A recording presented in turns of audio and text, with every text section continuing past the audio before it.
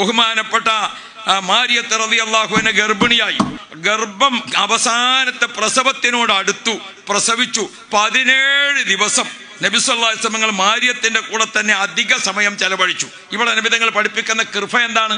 ഗർഭിണികളെ നാം ശ്രദ്ധിക്കണം. ഗർഭിണികൾക്ക് നല്ല ഭക്ഷണം കൊടുക്കുക, ഗർഭിണികൾക്ക് നല്ല പെരുമാറ്റം കൊടുക്കുക, ഗർഭിണികൾ നല്ല വസ്ത്രം ധരിക്കുക, ഗർഭിണികൾ നല്ല ശുദ്ധിയുള്ള സ്ഥലത്ത് പെരുമാറുക, ഗർഭിണികൾ നല്ല ആയത്തുൽ കുർസി ഓതുക, ഗർഭിണികൾ നല്ല പോലെ ഖുർആൻ ഓതുക.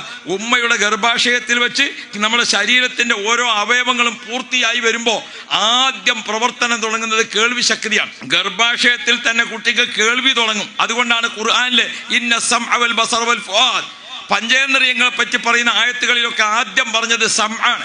ആദ്യമായിട്ട് ഗർഭാശയത്തിൽ രൂപപ്പെട്ട് വന്ന് പ്രവർത്തനം തുടങ്ങിയത് കേൾവി ശക്തിയാണ്. ലോകത്തുനിന്ന് അവസാനം മരിച്ചു പിരിയുമ്പോൾ കാലിന് ജീവല്ല, മറ്റേ കയ്യിന് ജീവല്ല, ഒക്കെ ജീവല്ലാതെയായി. അപ്പോഴൊക്കെ കേൾവി ശക്തിയുണ്ട്. ലക്കിനു മൗത്താക്കും ലാ ഇലാഹ ഇല്ലല്ലാഹ്. എത്ര ഓർമ്മ ഉണ്ടോ അല്ലേ നോക്കിയിട്ടല്ല, നമ്മൾ ലാ ഇലാഹ ഇല്ലല്ലാഹ് ചൊല്ലിക്കൊടുക്കുക, അവർ കേൾക്കുന്നുണ്ട്. ഏറ്റവും തുടക്കം കേൾവിയാണ്, ഏറ്റവും ഒടുക്കം കേൾവിയാണ്. അല്ലാഹ് എന്നിങ്ങനെ കേൾപ്പിച്ചുകൊണ്ടിരിക്കണം. ഓ പ്രിയപ്പെട്ട സഹോദരന്മാരെ, അതാണ്. ഗർഭിണികൾ ശ്രദ്ധിക്കണം.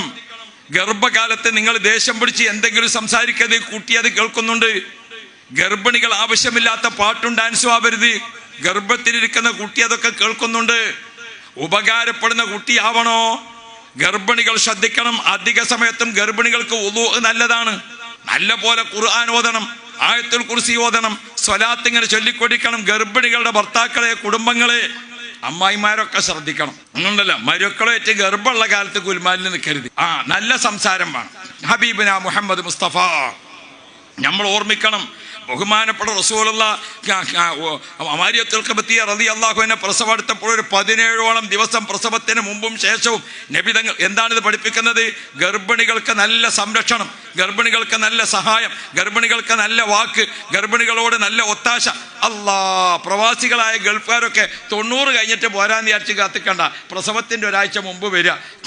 അപ്പോഴാണ് ഒരു പ്രസവത്തിനാണ് കടക്കുമ്പോൾ ഒരു പെണ്ണിന് ആരൊക്കെ ഡോക്ടറും അല്ലാത്തവരൊക്കെ ഉണ്ടായാലും കുട്ടിൻ്റെ വാപ്പ അവിടെ പുറത്ത് കാത്തിക്കുന്നുണ്ട് എന്ന് പറഞ്ഞാൽ അത്ര ആശ്വാസം മറ്റൊന്നിനും ഉണ്ടാവില്ല.